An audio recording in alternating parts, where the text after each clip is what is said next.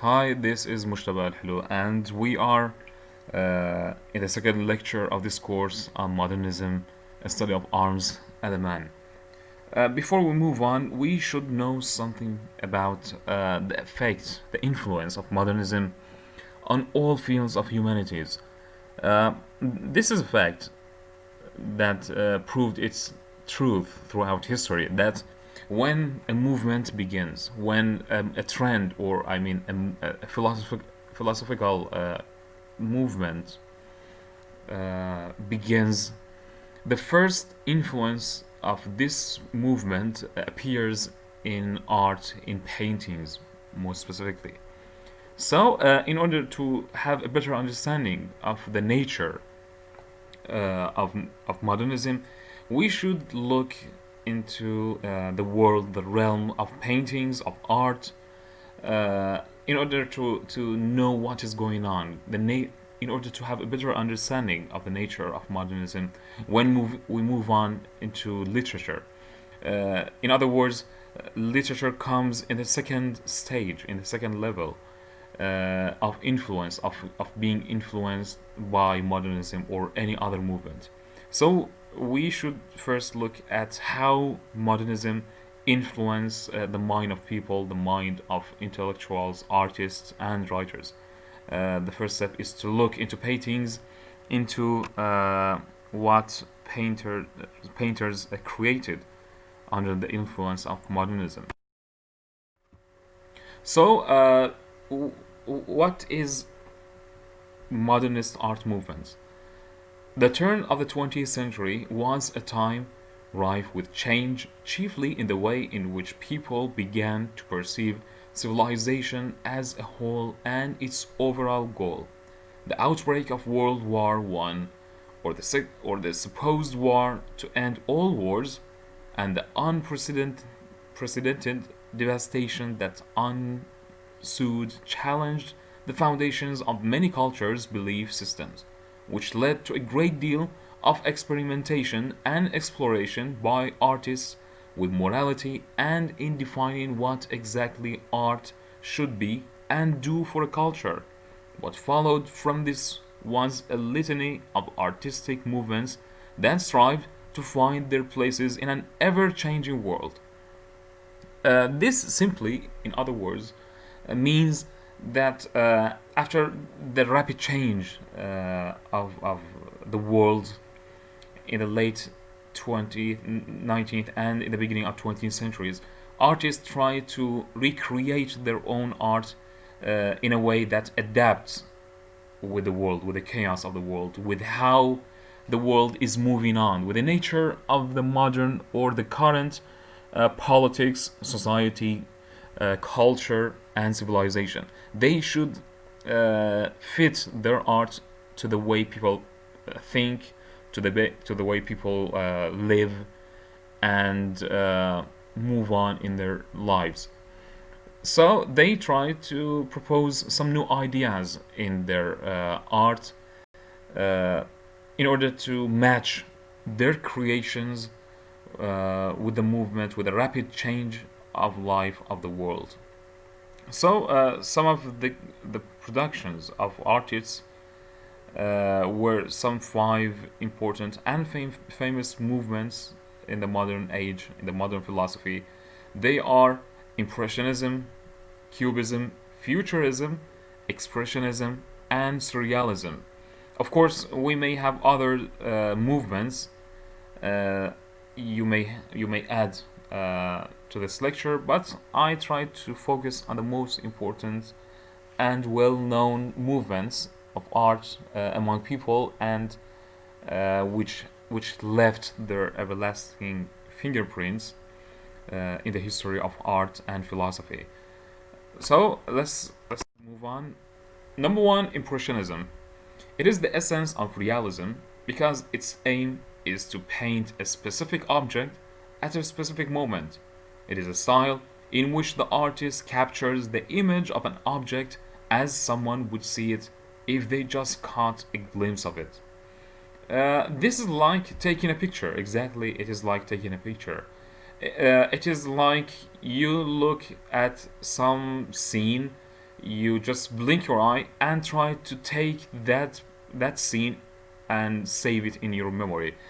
And then you move on, you go and try to paint that scene that you have memorized in your mind as it is, as chaotic, as clear, or as gloomy as it is in your mind, without any change. So you put your impression in that painting.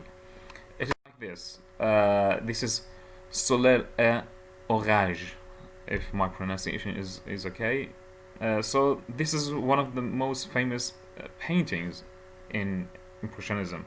Here, the artist made a glimpse of what he has seen in this scene of the sea, two boats and some ships which are journeying in the vast evening sea, and we see from afar some factories and their roaming smoke in the sky.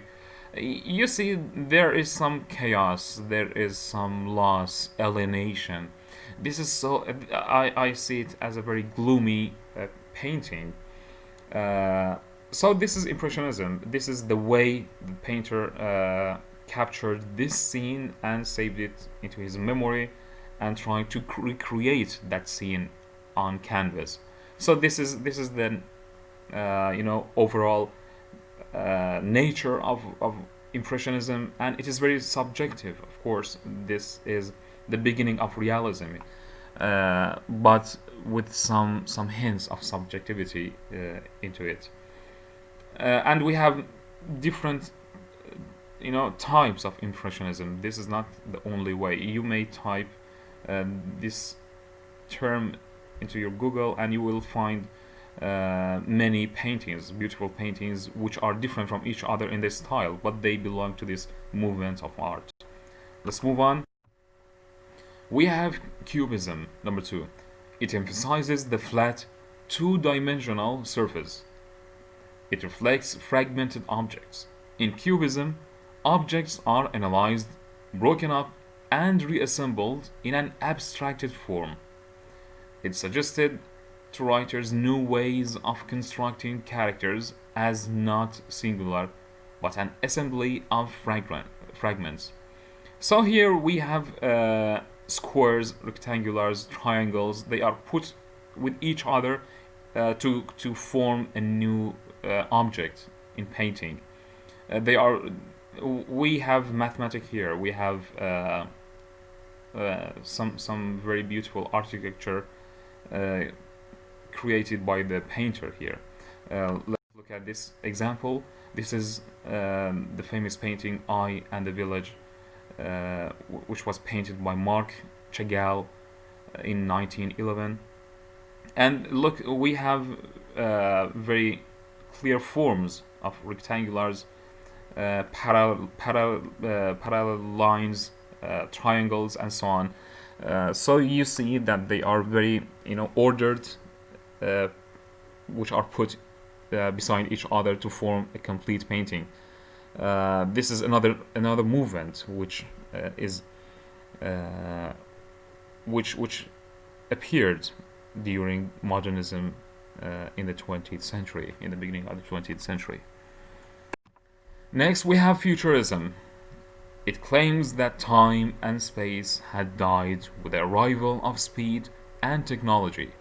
Man should look into the future and burn all the libraries and the past. So here we have the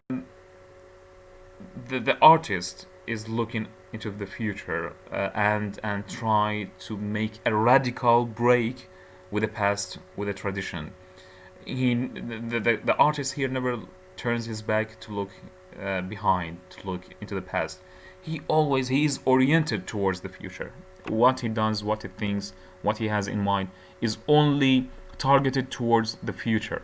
That's why we find technological touches and themes in such paintings, and an attempt to break free from the past, from the heritage, from the history.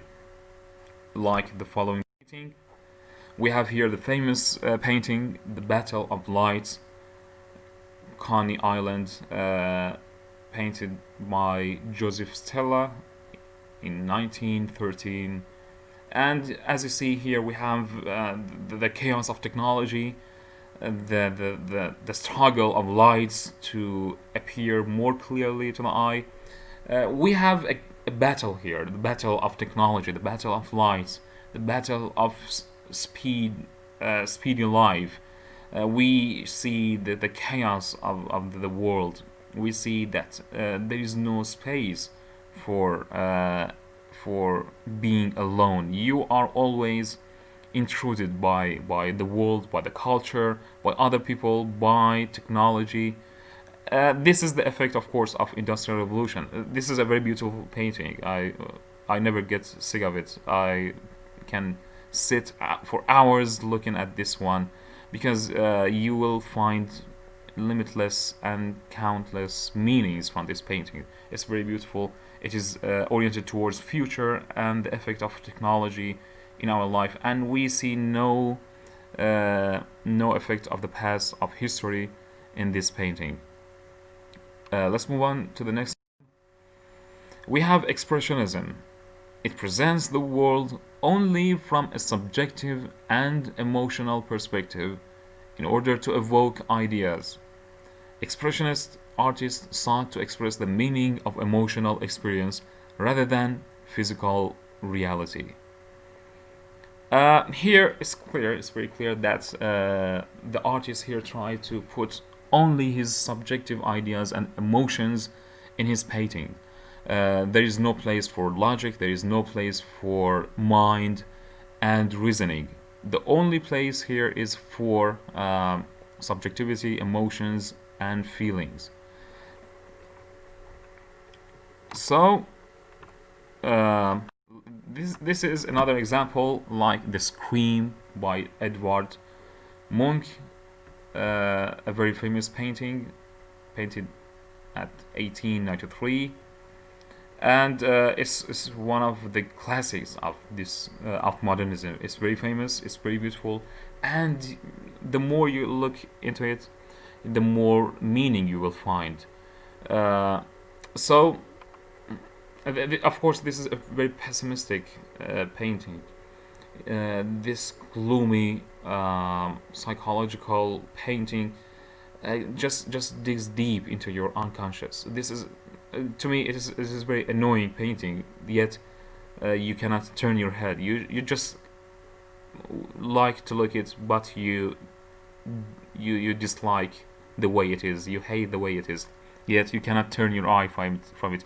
There is some gaze from the screaming man into your eyes, and there is some threats or some yes, threats coming from those two persons walking behind. It is very interesting yet scary painting by Edvard Munch, which belongs to Expressionism. Next one, and the last one here in this lecture, is Surrealism. It reflects illogical scenes and strange creatures from everyday objects. It allows the unconscious to express itself. Look, the best way to understand it is to look at an example of Surrealism. This is The Persistence of Memory by Salvador Dali, painted at 1931. This is Surrealism. To me, I personally, though this is very unacademic, but I like to give my own feelings and likings. I really love the Surrealism and the way they think, the way they put their ideas into art, the way they perceive the world. And of course, the effect of this school is clear on the abstract theater, which we will have many lectures on that philosophy, on that theater. Here we see there is no logic, there is no physical law working here. It is like a nightmare you are wandering in. It is like the ghost of the chaos of this world is haunting you. It is controlling you. It's very amazing. It's you may find other amazing, beautiful examples on the net. They are beautiful. I really like myself. I like this school the most and enjoy watching and gazing at these paintings, at these works. So thank you very much. These were the most important examples of modernist art movements. So please stay tuned for further ideas and theories on modernism. Thank you very much. Have a nice time. Bye bye.